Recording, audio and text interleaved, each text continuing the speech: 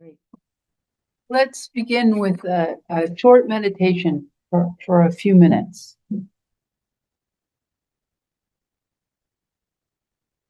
And I'll just say 2 or 3 sentences to start us off.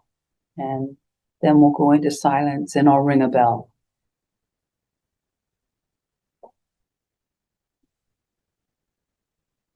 So if you wish, you could even just take a little bit of a bigger breath. Just arriving here and sending a signal to the nervous system that we're going to have a time of silence and a time of going in. Can start to bring our attention to our bodies. Can be a very helpful way to begin a meditation time. A nice transition from somewhat more coarse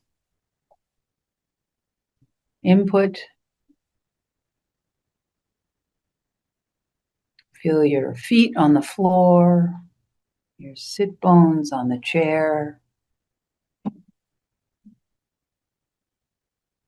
And rock your head side to side if that's helpful.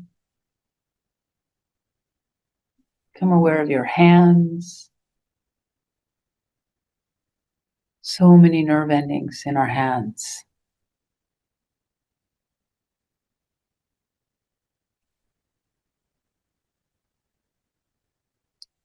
And then we can just transition to having the attention go to our meditation object. For many of us, that's the breath. Become aware of the breath wherever it's comfortable and clear and obvious that you're breathing in.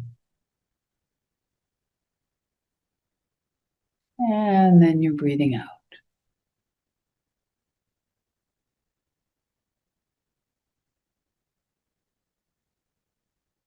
We have this opportunity to hang out with this very reliable, nurturing, good friend, the breath.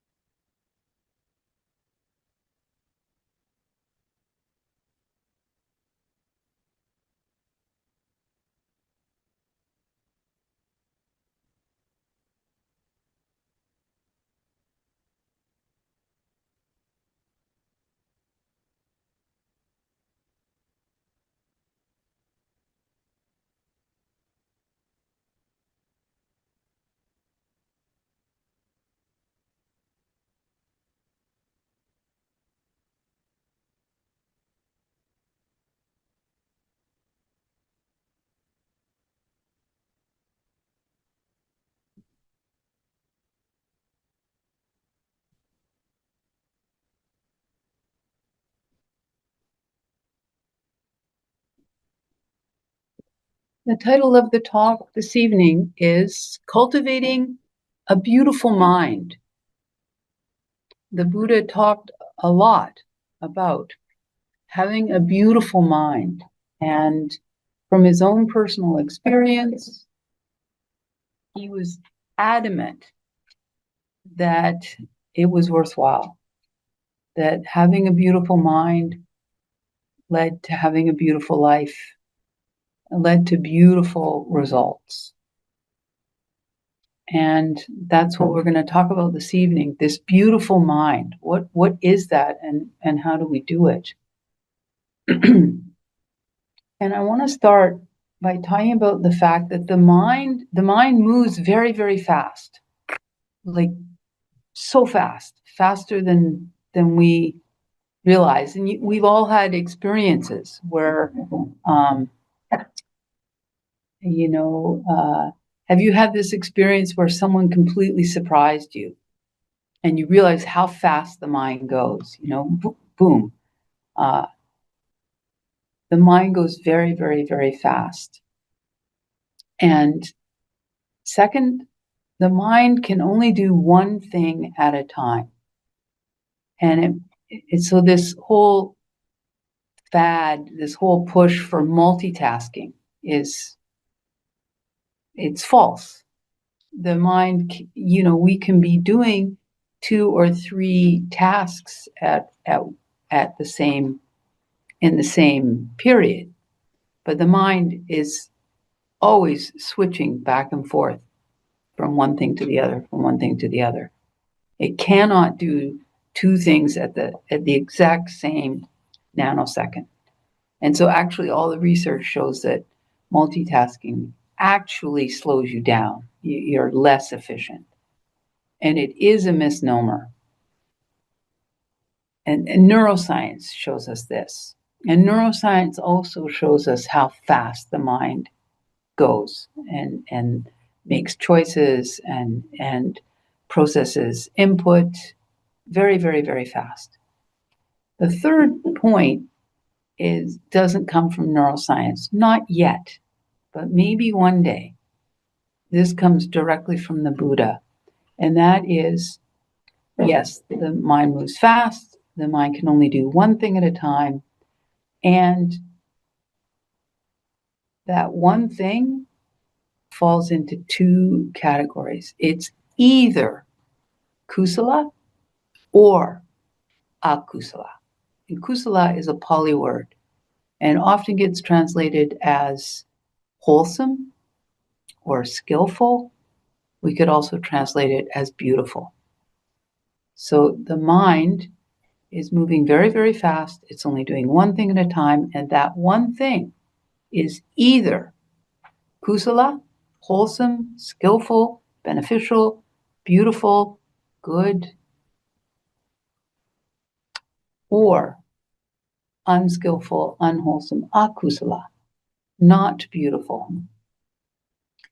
And in our practice, when we are meditating and when we are bringing the attention to our meditation object or to whatever is arising and whatever is present, if that thing that's present is agitation or boredom or anger or wanting, those are all akusala, they're unskillful.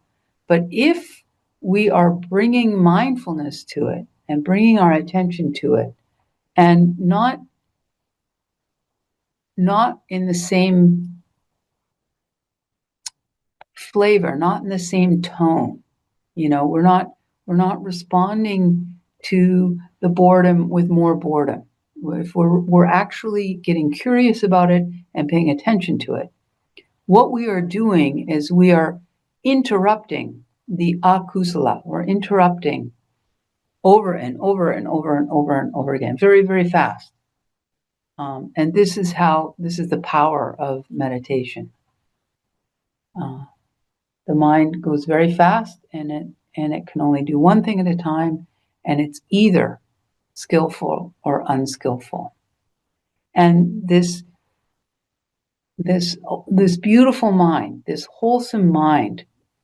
Tonight's talk, I'm actually going to draw from teaching from the Abhidhamma, which we often don't talk about. We often are talking about the suttas, even the Vinaya, which are the monastic rules.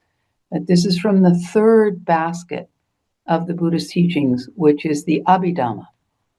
And the Abhidhamma actually was compiled, put together about 150 years after the Buddha had passed away. And what it is it's a systematization,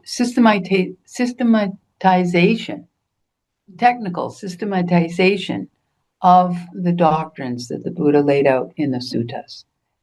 And primarily, especially this fastness of the mind, and it's describing this process that constitutes our experience, which is this very rapid mental and material phenomena that are arising and passing away. And in the Abhidhamma, why it's very useful and practical is this wholesome mind gets defined very specifically. And there's a cluster of qualities that constitute this wholesome mind. Basically about a dozen. And they all co-arise. If one's there, the whole group is there. It's like a group of friends handcuffed together.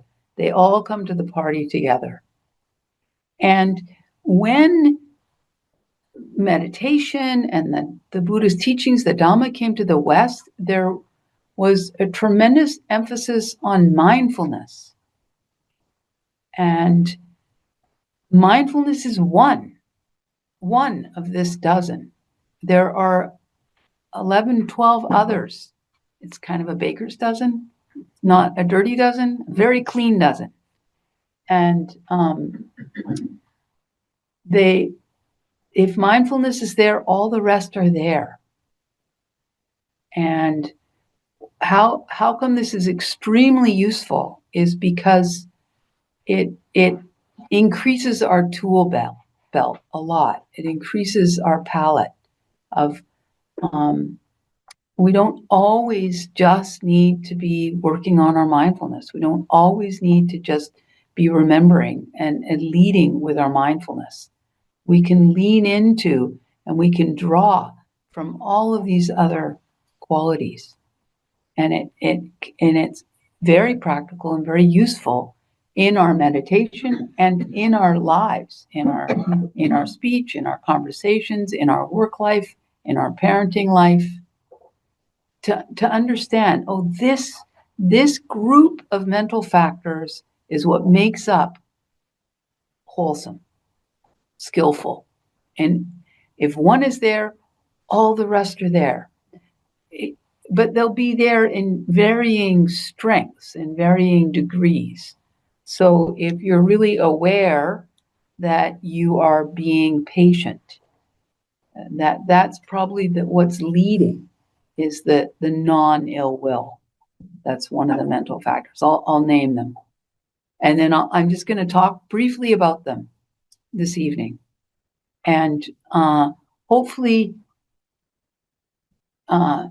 spike your curiosity to start using them when you're meditating and even in your life. And to notice them and to realize, this comes very easily for me, so then that's something you can lead with. So this clean dozen, all these mental factors that make up a beautiful mind, they are faith, mindfulness, non-greed, non-ill will, and then our conscience. And in Pali, it's hiri ottappa. You may have heard these words or not. just our conscience, which is very much linked to our ethics and our virtue. These are the first five: faith, mindfulness, non-greed, non-ill will, and then our conscience. And then we have lightness, softness, and flexibility. And then we have uprightness and balance, tranquility, and proficiency. These are the mental factors that make up the beautiful mind. Faith, mindfulness, non-greed, non-ill will, our conscience, and then lightness, softness, flexibility, balance, uprightness, tranquility, and proficiency. The clean doesn't. The Buddhist doesn't. So each one, just a few words about them. Faith, very, very important. And sometimes we don't talk about it that much here in the West. And it's a Pali word, sada, which can be translated confidence, which can be easier for many of us that maybe have had some difficult experiences in faith communities or with religion. Confidence. It's just this confidence that the Buddha has a lot of wisdom. What the Buddha says is worth listening to. It's worth paying attention to. This is someone that's trustworthy, that we can take advice from, and that he's clear that he didn't say something unless he had experienced it and he knew it was true. So this confidence that this is a good way to go, that this is a good direction. Confidence. And we can, in our meditations at times, we can highlight that, underscore it, realize, oh, okay, like the directions are simple, the instructions are simple, and I know what I'm supposed to be doing, and here I am doing it. So I can feel good about that. And I don't need to be waffling around like, am I doing it right? I mean, I'm paying attention to the breath. Like, it's not that complicated.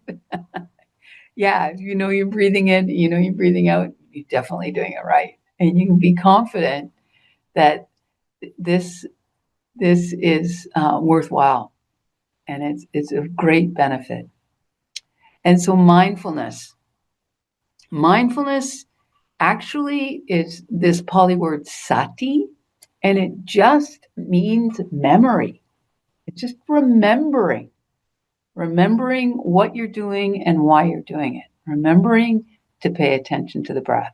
And mindfulness is the thing that works when our minds go out and suddenly we're, in this conversation that we had earlier today, or sometimes, you're in the grocery store picking between two brands, or realizing, oh, I forgot to get mayonnaise. And mindfulness is what brings the attention back to the meditation object. And, often when you hear certain teachers describing mindfulness, you realize, oh, they're having to include some of these other qualities because they're all part of mindfulness. When mindfulness is there, they're all there as well. So you may have heard meditation teachers saying, oh, it's like non-judgmental awareness. It's this open, receptive. Well, these are all of the other mental qualities that they're having to include because this is true. This is what a beautiful mind is like. And when mindfulness is there, these other qualities are there too. And so this non-judgmental awareness is the non-ill will. non-greed, non-ill will. These are very, very important in our meditation, and they go against the grain of our two biggest challenges, our craving and our aversion. And it's very important, I think, that the Buddha talks about non-greed and non-ill will. I didn't understand this when I first was reading the teachings and exposed to them. It seemed it, like why isn't he talking about like generosity and loving kindness, goodwill? Why is it non-ill will? Why isn't it goodwill? And then I had this experience. I've talked about it so many times. Of it was when my father died, and I witnessed that my father had been a lifelong alcoholic, and my mother had so much ill will about this, about all. I mean, anyone that knows much about alcoholism understands. I mean, it's very difficult, and so she felt so many of her needs not met, and a lot of ill will, and she chose to stay, and she just sort of stewed in this ill will. And his death was very, very beautiful. And it was like in the middle of the afternoon, he's sitting in his chair. We knew he was dying, and takes his last breath.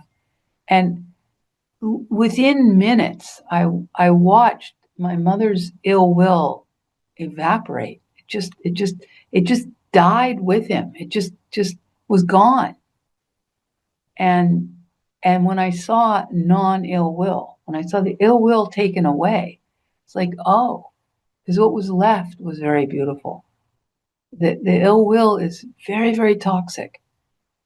And when it's not there, what's left is very, very beautiful, very natural, um, very, very generous, flowing, this non-aversion, very, very powerful.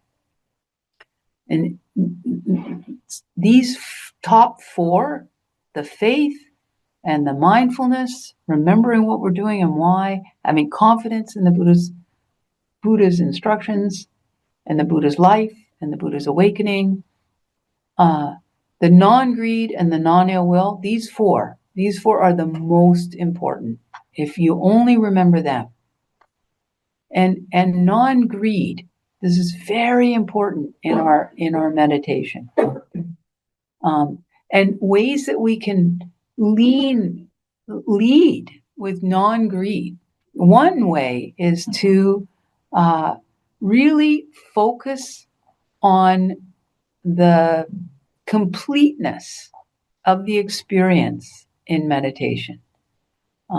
Greed, another way to think of greed is to think of lack. When there's greed, there's a perceived sense of lack, something missing. And so a way that we can proactively practice non-greed is by zeroing in on the completeness. Zero in on the completeness of one breath. And really nudge the mind towards contentment. This is the counter for greed. And if you're a mother of young children, just you can just think, wow, this is, all of us actually can be sitting in meditation and think, this is fantastic. Like, no emails, none, zero, no one, no texts. I'm free right now. I'm free, and I'm having this break. I'm giving myself a break, and it's complete. My daughter, she's two young kids. She sent me this meme. It's this upstairs of this house, and it's a hallway, and there's this door, and outside the door in the hallway, there's like a cat and 2 dogs and 3 kids all in a semicircle, and the caption is, all she wanted was 5 minutes to herself. We can lean into that when we're meditating. Like, this is amazing. This is a gift. It's a gift that I'm giving to myself. It's a gift that I'm receiving from myself. It's the most loving thing I can do. It's the wisest thing I can do. It's the best thing I can do. There's um, I spent quite a bit of time in pretty fundamentalist Christianity, and there was always this expression that I have. Normally, I pray for an hour in the morning, but when it's a really intense day and very busy, then I pray for 2 hours. This kind of mindset, non-greed. And another way that's very important for us to be practicing non-greed, especially when we're meditating, is to have our eyes wide open and be checking for us wanting something out of the meditation, wanting a peaceful state, wanting clarity, wanting it to be easy, wanting anything. This is it's like you've got your foot on the gas and the brake at the same time. And it can be very subtle. And as your meditation starts to deepen, it can almost get stronger because you've had tastes of peace. You've had tastes of beauty and pleasure and ease. So you want to get back there. You want that again. So the wanting, this is just understand that it's like my foot's on the gas, but I've put my foot on the brake too by letting this wanting be there. Don't don't beat yourself up that it's there, but definitely have your eyes open for it and be just like, oh, bless my heart. There I am, and then reset to, yeah, and we're just going to do this. We're going to focus on it being okay with it just the way it is. And try and park that wanting, that subtle wanting, that it's almost like a white collar criminal. It's like, but I'm wanting good things. I'm wanting spiritual things. Like, but it's still wanting. And it's still really based in this, a lot of delusion about the self and about getting. It's really useful if we start to frame our meditation as all about giving. It'd be even good if we said that to ourselves. Yeah, okay, I'm going to give for 20 minutes. I'm going to give my attention. I'm going to give my energy. I'm going to give my heart. I'm going to give my love. I'm going to give my attention. I'm going to give it my all. I'm here to give. This is a very useful way to approach our meditation. It's not about getting. It's about giving. And actually, eventually, it's about giving things up. But really think of it as giving. And it's fine if you think about it as giving to yourself. That's fine. The Buddha says this is very, very good. It's our job. It's our job. Take care of this mind body. It's our responsibility. It's not selfish. It's wise. And it's loving. And when you've met people that have done that, you see, oh, it's a gift. It's a gift they've given to themselves, and it's a gift they've given to everybody around them. That they're grounded and wise. They bring harmony into situations. They can be leaned on. They can be counted on. This is amazing. And then we have amazing examples in the world, like the Thich Nhat Hanhs, these amazing beings. Amazing. Why? Because they cultivated a beautiful mind. and they took care of their own inner world, and then they're a gift to the entire world. The Dalai Lama, and you can move outside of Buddhism as well. There are many amazing beings.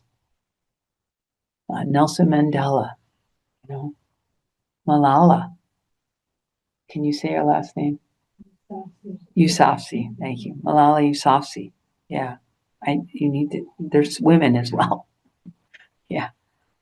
And so this non-aversion, faith, mindfulness, non-greed, non-aversion, it's as paramount as the non-greed, and so important for us to understand that this is what we are practicing. This is the direction that we're going. This is our aim. Non-aversion. And so when aversion rises up, that we understand, oh, there it is, and we're not responding to it with more aversion. This is what we can be practicing when we're meditating and in our days. That the very first order is to respond to whatever's arising, even if it is quite negative, quite heavy, quite difficult, quite not bad news, like not what we were wishing for at all. That we try and first order welcome it as best we can.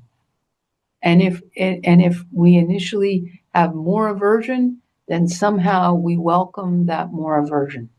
That we get to some place where there's it's allowed to be here. I mean, it's just crazy.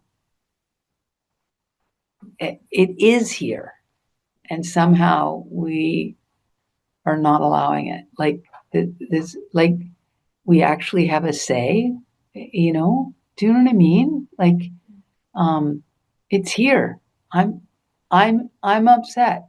I'm angry, and then somehow, no, I'm not supposed to, or no, I'm not actually, but you are. Your lips are all tight. No, I'm not mad. I'm not mad. I'm fine. I had an interaction with someone a couple of days ago, and they did something, and then they did this laugh, and it was edgy. You could tell. You surely you've had that experience. It's like, what? Wait, what was that? Oh, I just thought it was funny. It's like, no, you're mad as all get out. I can tell. Anyway, we tried to unpack it. But I'm sorry, I got off track. Non-aversion. Very hard. It's very hard. And it's very hard to not respond to our own aversion, anger, irritation, impatience with more of the same, or judgment or harshness. But as much as possible, we want to think of it as a tantruming child. If you respond with in the same kind, you just get a mess. A tantruming child, which we have inside. That's sometimes, and it can happen even in driving, right? Like you see it. I think it's because people are a little feel anonymous that they can get away with outrageous stuff behind the wheel. But I think it's because it's in there. So yeah, I would respond to it like a tantruming child with as much care and attention and love and patience as possible. Not only our own aversion, but also other people's aversion. That it gets even harder, especially if it's their aversion towards us, their anger towards us. It's very, very tall order, very difficult. And sometimes the best we can do is to just not respond. Just say, you know what? Let's do this later. Let's circle back. Yeah, I need a break. I'm going to the bathroom. At work, I need to go to the bathroom.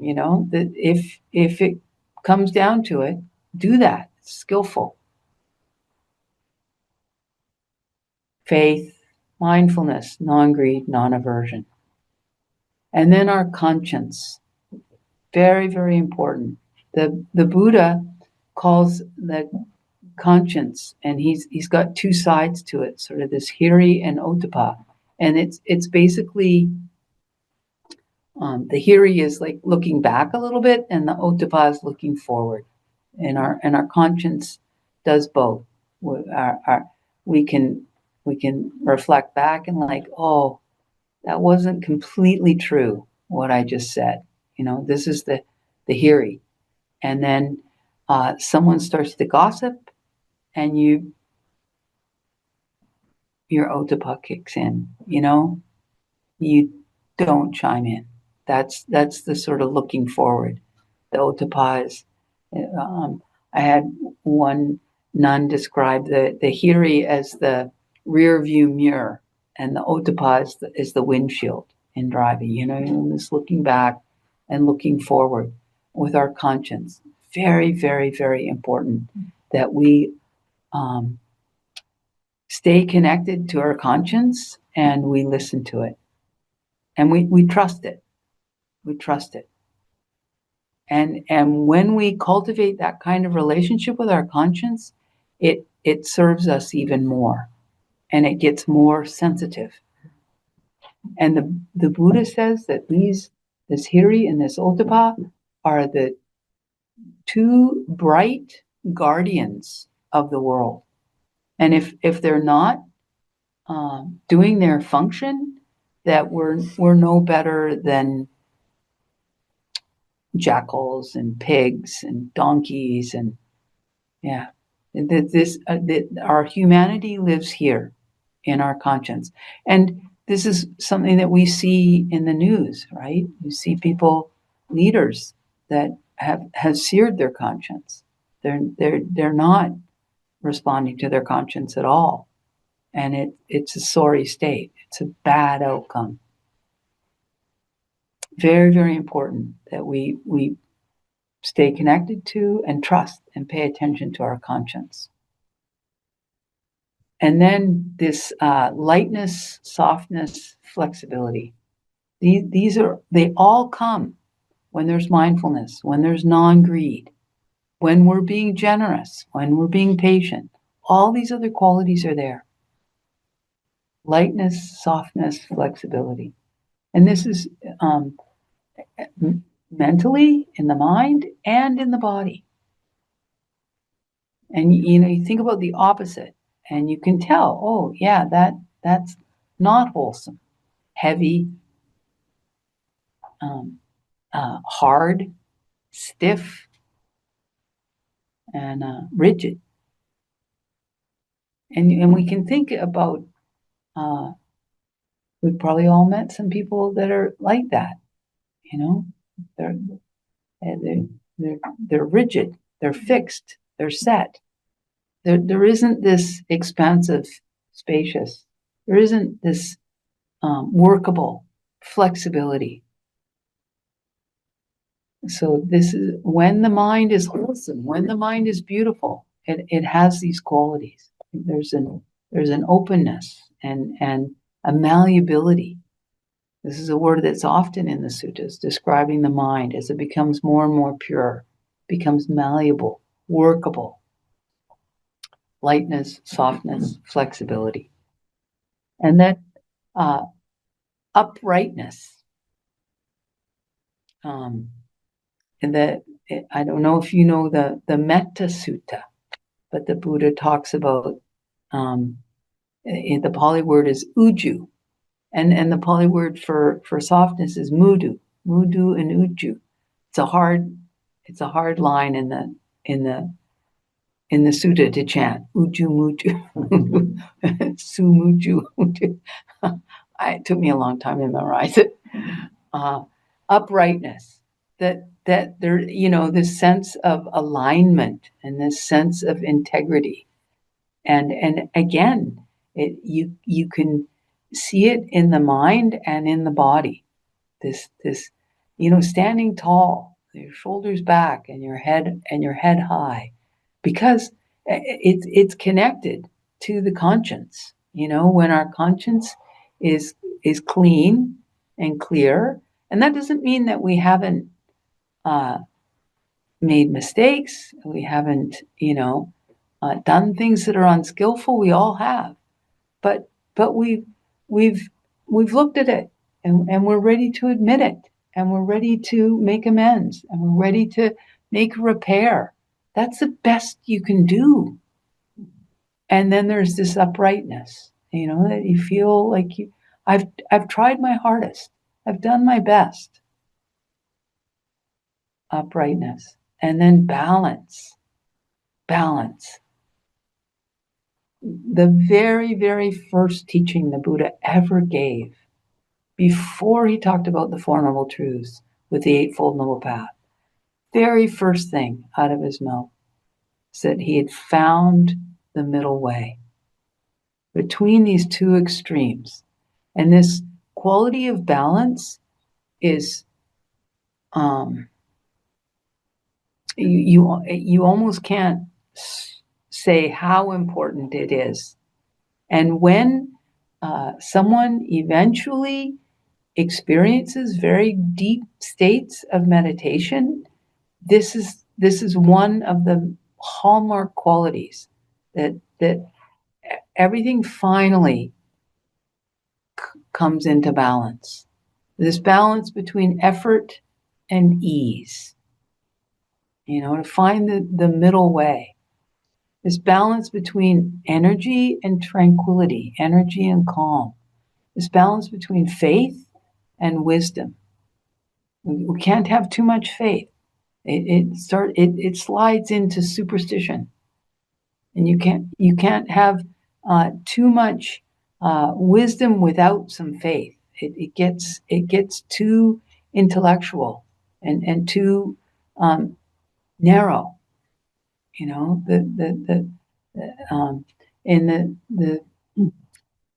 the commentaries, there's these descriptions of faith is like the giant, and wisdom is this little creature that lives on the shoulder of the giant and is the eyes for the giant. The faith has the strength, and the wisdom has the know-how. Balance.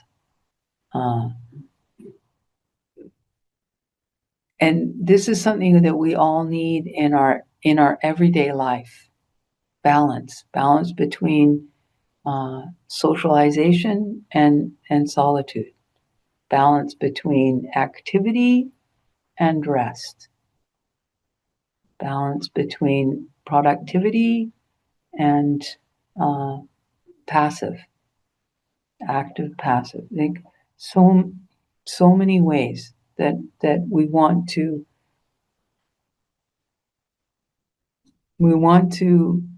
value and start to consider balance. And when you're balancing something, or when you're balancing your own body, you're constantly adjusting. It takes a lot of mindfulness. It takes a lot of paying attention and responsiveness. Balance. The last two, tranquility, is just it's calm. It's peace. And the way that we can maybe bring more tranquility into our lives and highlight it more, I think one of the big ways is to acquire a taste for it. It's a bit like whole food. It takes more thought and more work to prepare, but it's much more nourishing. So it's not excitement and adventure. These are a little bit like junk food. They're a quick hit, but they're not as sustaining and they're not as nourishing. And when we do experience peace, and one of the doorway to peace is this contentment and this non-ill will. When contentment and non-ill will are there, we are peaceful because everything's okay the way it is. It does not need to be different. There's this acceptance, and there's a peace in that. And when you start to zero in on that and taste that and realize how satisfying that is, how nourishing that is, then you start to acquire a taste for it and value it. And the last quality of this beautiful cluster of the beautiful mind, the kusala, is proficiency. And we've all had the experience where our conscience is clear, and we're feeling calm and we're feeling peaceful, and there's some mindfulness there, there's some collectedness there. Then you don't cut yourself as you're chopping the cucumber. We cut ourselves chopping the cucumber when we're distracted, when we're preoccupied, when we're upset about something, when we're dreading something, fearing something, when we're agitated. But when the mind is beautiful, when there's that cluster of this clean dozen, the Buddha's dozen, we're very proficient.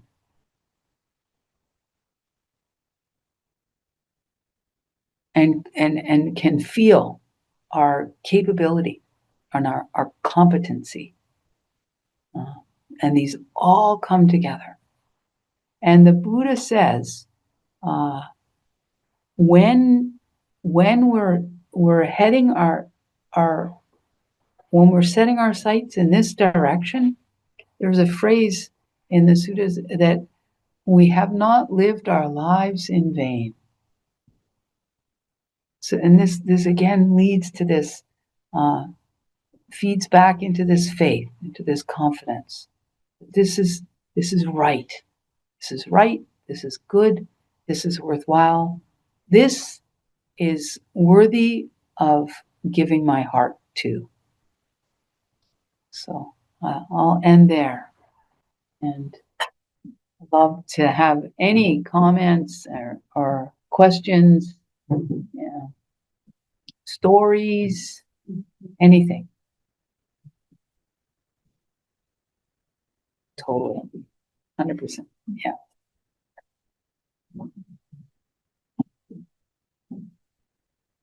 Yes, please. State of the world that we how you extend on a version.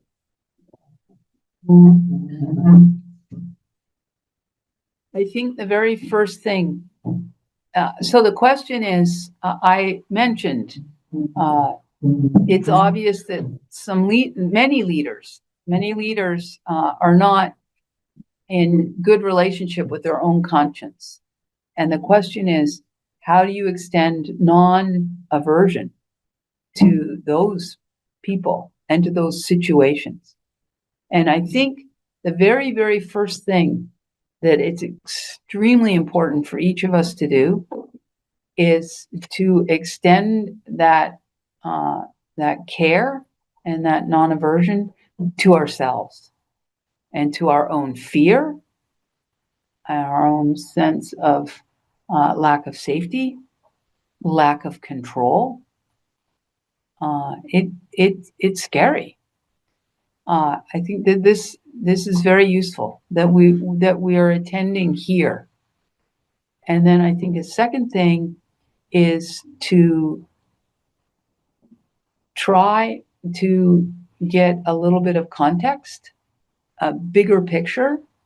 If we listen to the news too much, if it bleeds, it leads. The news is it works on fear, and the more gory and the more sensational. And so we can think that things are worse than they've ever been. And I mean, I don't know. They are pretty bad, and there hasn't been this kind of climate crisis and energy crisis. There hasn't been, AI. These are new, but there have been nuclear weapons for a very, very long time. So to understand, there's an amazing YouTube clip that's worth us as practitioners to watch, and it's called Despair, and it's Thich Nhat Hanh, and it's about 5 minutes, and it's on YouTube, and it's from 2011. He was in Vancouver actually giving a retreat at UBC, and then he got interviewed with David Suzuki. So it's David Suzuki and Thich Nhat Hanh, and then the interviewer. And Suzuki is going on about the environment, and then at one point, it's just 5 minutes. It's just a clip. Thich Nhat Hanh talks about, yes, like we need to do our part, and world systems arise and world systems collapse. And you can see David Suzuki's like, what? Like, it's a very, but what is powerful about that clip is the equanimity, the embodiment that you really, really see, feel, hear from Thich Nhat Hanh. And this is very much in the Buddha's teachings that, universe, and the universe is doing it. It expands and then it collapses. And then the whole thing just starts back up again. This is all running on our greed. So I think attend to yourself. I think be careful about the extent. I think it's important to be informed. I watch it for myself. If I'm starting to feel heavy or like overly concerned, I realize, I'm looking at too much, and it's intoxicating. It is, and then I know for myself, there's a part of me does have fear and this lack of control, and so then I think if I know more, somehow I've got more control. It's so I think we need to examine our own relationship and engagement with the news, getting a bigger perspective, really taking on board the Buddhist teaching, um, and realizing. I mean, I'm taking it on faith at this point, but the Buddha is very clear. We've all been each other's mother. We've all been each other's father. There, there's we've shed more tears in our long roaming through samsara than all the water in the oceans. We've shed more blood, our own blood, other people's blood. We've been cows, snakes, devas. So we can get too myopic. Yeah.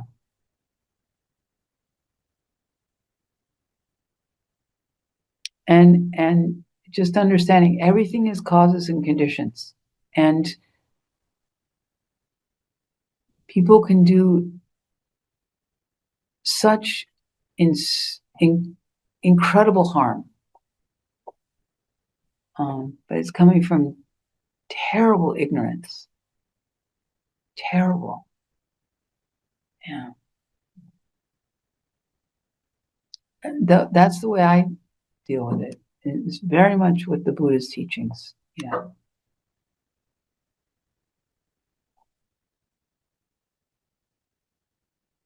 Yes.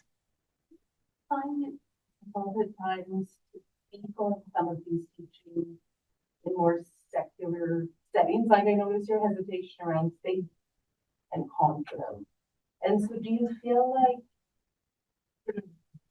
you're having to piece things together at times, depending on your audience, or how do you find a space for that? So the question is speaking about the Buddha's teachings in secular settings and to secular audiences.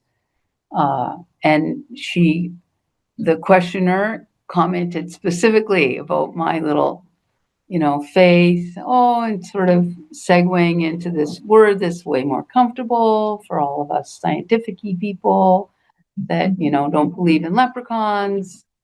Yeah. Well, one thing is the Buddha had a very different voice for different audiences. And there's a wonderful he's British, but he lives in Australia, Ajahn Brahm, and he also has a very, very different voice. He'll speak at Google, and then he'll speak to his monks that are on, very long silent retreats. Very, very different voice. He'll speak with kids. And you really can see like the Buddha, yeah, it's incredible. In the suttas, at times he's talking, it's very, very deep about voidness and non-self. And then he'll turn around and be talking to a merchant, and he'll just be talking about being a fair business person and treating your employees well, and your wife and your children, and being a good listener, you know.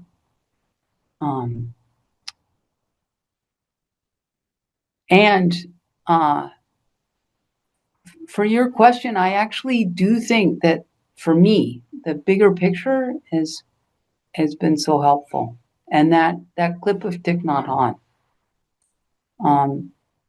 So yeah, I think again, it's this balance, but it's doesn't serve anybody to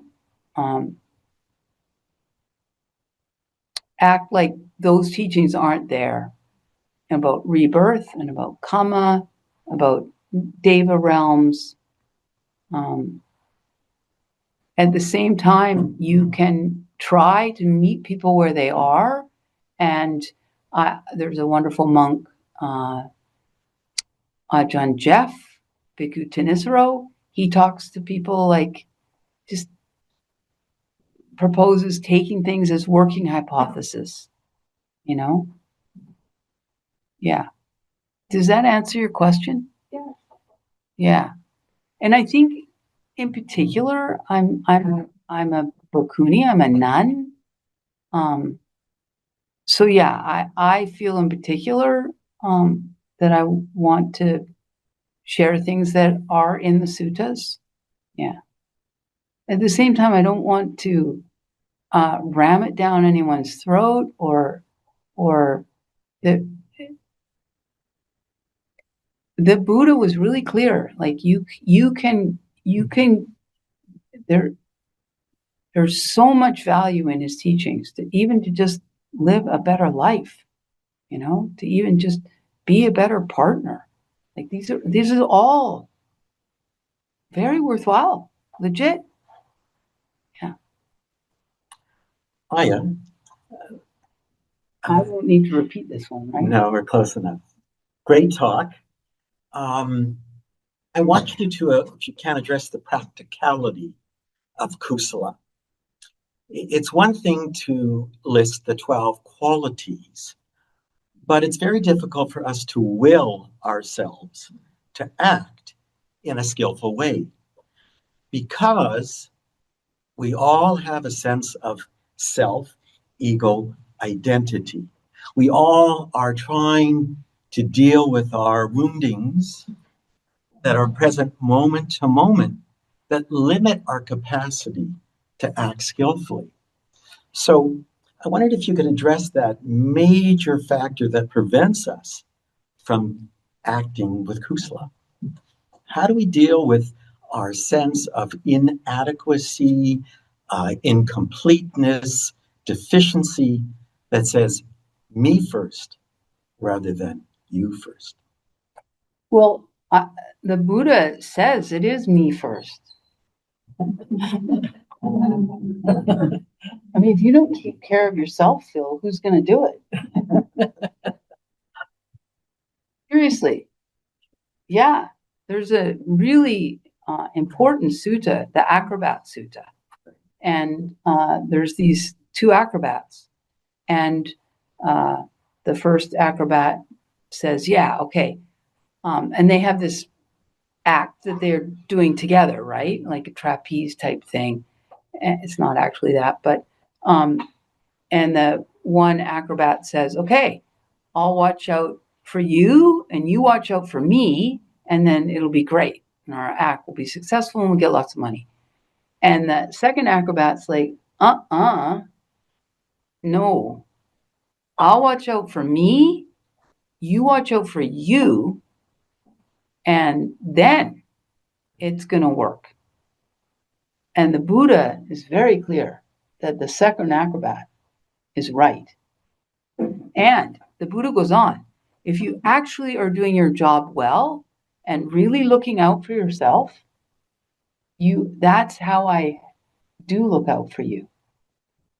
Because then I'm being self-responsible and I'm in touch with my own needs, and I'm going about getting them met in as wholesome a way as I can at this point in my development. And so when I interact with you, it's cleaner because I'm not like trying to get attention or get these unacknowledged needs met through my interactions with you. So so I think it's extremely important that we do not come to spiritual practice as another self-improvement program. That's not what it is. It's about purifying the mind, purifying the heart. And this starts with us learning and the important thing of like non-ill will, like, so accepting, this is a core wound that I have, a sense of inadequacy, a sense of not belonging, a sense of worthlessness. So I'm going to treat that like a mother treats a newborn child. I'm not going to judge that or be harsh. I'm going to embrace it and care for it. Mm-hmm. And so I think it's through a lot of self-understanding, self-acceptance, patience. And as I'm growing and cultivating that within my own system, it spills out. I start to have a lot more understanding and patience. This other person who's being a bit of a jerk, well, it's because they're hurting. It's because, give them a break. Yeah. It's a very different orientation. It's not self-improvement. It's a purifying. And my meditation teacher, Beth Upton, I cannot count on it needs love. This is what she was always saying. You come, be honest about it, and it needs your love. This part of you, it needs your love. Yeah. Needs your acceptance. Yeah. And it's a very different orientation. It's what many of us we've experienced so little of, this love in spite of. We think about love because, no, It's love in spite of. Very different.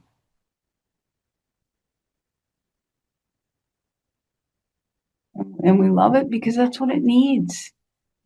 And you can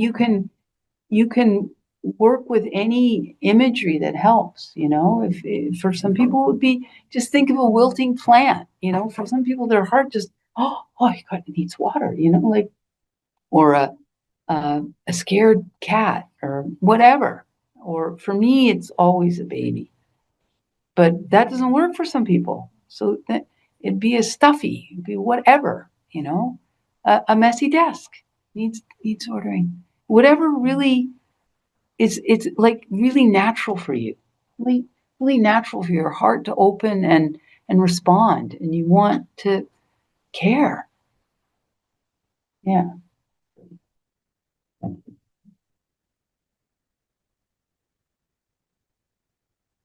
Yeah. With that softness and flexibility. I've seen, and I guess it's good, that people can take advantage of that situation, or that's a tough one to deal with. Yeah. And I think, dare I say, especially as a man, so there you want to, it's so important for us to have, boundaries and have wisdom as well. So you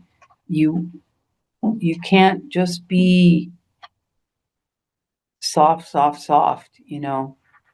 because that's I had a monk say to me once, not good for me, not good for you.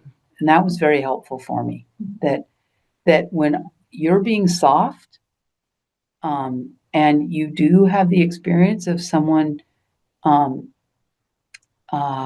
overtaking or violating or not being respectful, that's not good for them. It's not good for them to be mistreating, but you know it. And so sometimes it can be hard for us to put ourselves and be caring for ourselves. We're so deeply embedded with people pleasing. So it's not good for them. So it's not good for you, and you know that, but it's also not good for them. The whole thing's not good. So you want to be soft in the right situations and with the right people, and certainly soft with yourself, when you're by yourself. Now, do you think that Did that answer your question? Yeah. And then you. Oh, okay. No, go ahead. Just to follow on your question, do you think that the notion of uprightness that you bring up later is a bit of a balance with softness? So softness is soft, but uprightness gives that little has muscle. a backbone. Yep. The backbone. Yep. Yeah, that's great. Thank you. Yes. Yes. Yeah. You. Okay. I was just gonna say, I think that, again, you have to learn that balance between caring for others and caring for yourself. Totally. Where boundaries. Yep. So, participant talked about finding that balance between caring for yourself and caring for others. And this is where boundaries come in. Yes. And at certain times in our lives, we know that it's off balance and that's circumstantial, and like our mother's dying. Well, that you extend, yeah.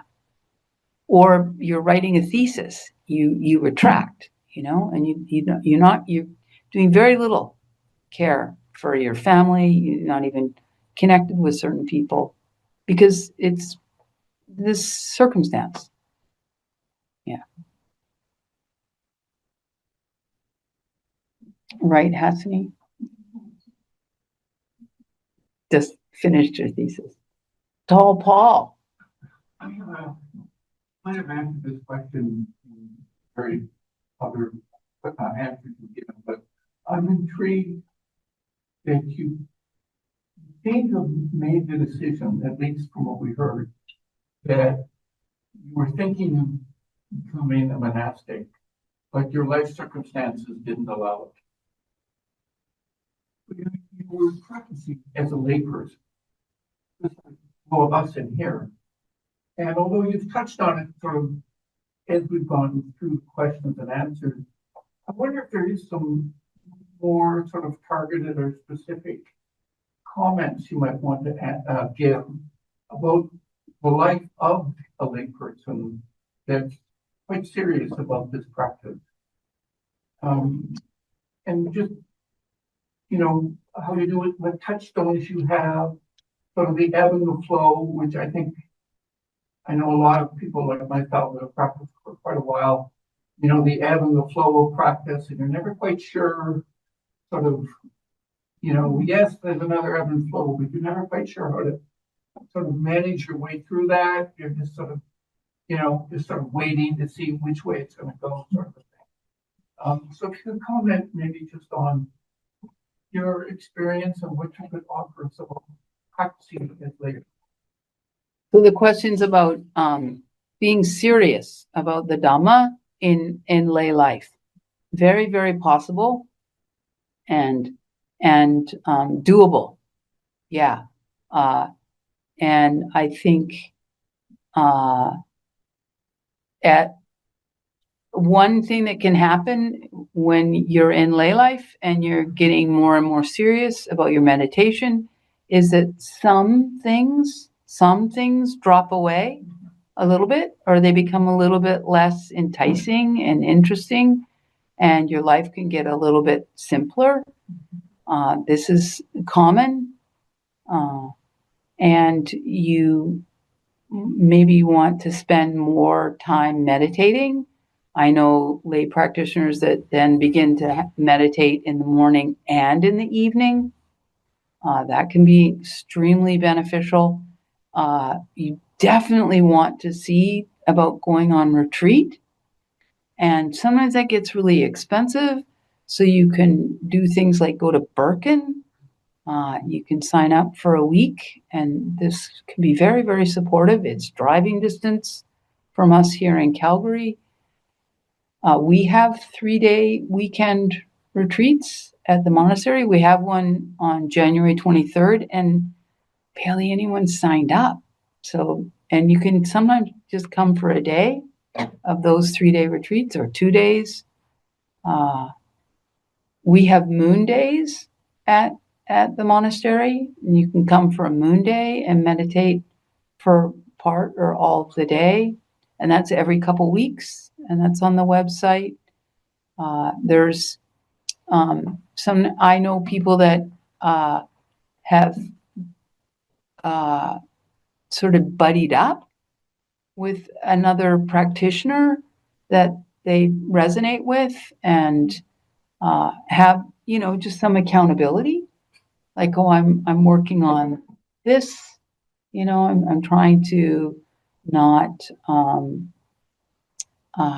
trying to not talk about other people, and you can set goals, and that can be extremely useful with some accountability.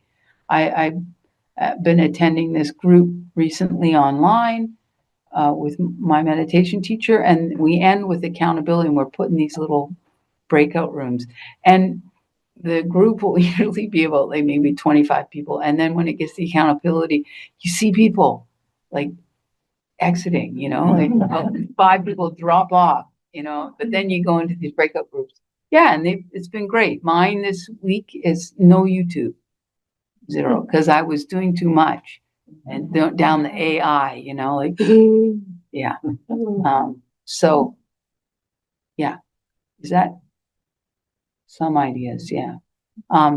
You probably not still working. When I was working, I did sort of these mindfulness bells. That's Bhante Gunaratna, I think, and Thich Nhat Hanh talk about that. So you just program your mind, like, okay, when I reach for a doorknob and open a door, I'll just, you know, and it really worked. That really worked. Or when you reach for a doorknob and then you can, and then what? then you just, that's just a signal of like, be here now, be here now. Feel my feet on the floor, feel my breath. It would just interrupt my wandering thought, because at work, right? You got to do this, and you got to do that, and you can, you can get very unmindful because there's just a lot. So those mindfulness cues were really useful for me. That was one. Flushing the toilet was another. But you can pick your own. Yes. They're just things that you do sporadic, random. If it's predictable, it doesn't have the same cutting in impact. Yeah. It's not like when this bell that goes every hour goes, that then, but it's like, oh, yeah. Anyway, we're past time. Sorry. I really would like to thank you for your wonderful talk. So many fresh thoughts and ideas and things to reflect upon. I'm sure we're all very enriched by what Ayya's had to say to us tonight. And and the questions were great too. Thank you for your contributions from the audience. I'd like to remind you about the donation box. We'll leave this on so that people who are listening online know. No, but they'll hear that if anyone would like to make a donation to Ayya's monastery, it's Buddhism Canmore. Just Google that, it'll pop up, and you can donate online. And those of you who are here tonight, if you're feeling flush, it would be lovely to have a little bit of help for Ayya's monastery. Thank you again for coming. See you in 2 weeks.